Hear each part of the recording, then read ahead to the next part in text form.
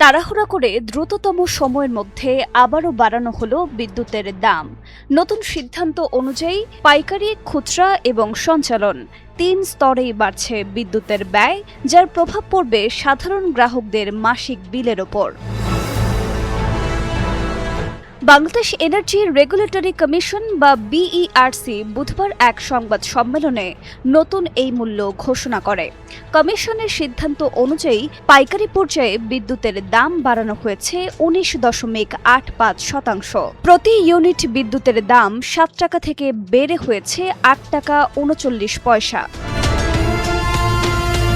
অন্যদিকে গ্রাহক বা খুচরা পর্যায়ে বিদ্যুতের গড় মূল্য বৃদ্ধি পেয়েছে 16.68%। ফলে প্রতি ইউনিট বিদ্যুতের দাম 9 টাকা 11 পয়সা থেকে বেড়ে দাঁড়িয়েছে 10 টাকা 63 পয়সায়। এছাড়া সঞ্চালন চার্জও বাড়ানো হয়েছে প্রায় 24%, যা বিদ্যুৎ খাতের সামগ্রিক ব্যয় আরও বাড়াবে বলে মনে করছেন সংশ্লিষ্টরা।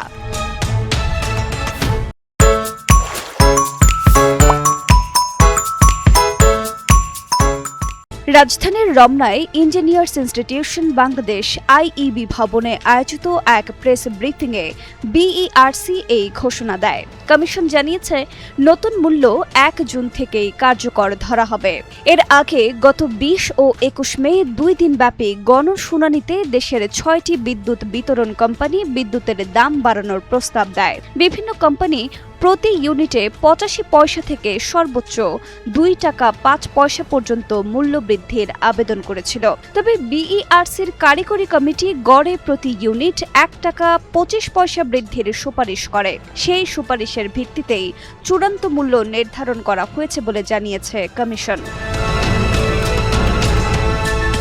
উল্লেখ্য, সবশেষ 2024 সালের ফেব্রুয়ারিতে নির্বাহী আদেশে পাইকারি বিদ্যুতের গড় দাম 6 টাকা 70 পয়সা থেকে বাড়িয়ে 7 টাকা 4 পয়সা করা হয়েছিল।